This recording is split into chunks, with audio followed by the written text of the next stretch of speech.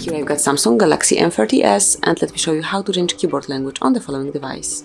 So at first you have to open Messages, then click on New One, tap on the settings icon right here, and you can switch between modes. So click on Languages and Types and tap on Manage Input Languages.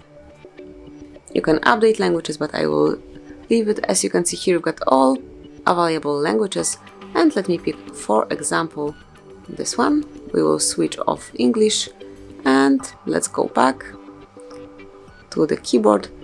And as you can see here, you've got the changed keyboard language. If you would like to go back to English or pick some other, just open the settings one more time, pick Languages, Manage Input Languages, and select the one that you would like to apply and switch off those that you don't want to have anymore.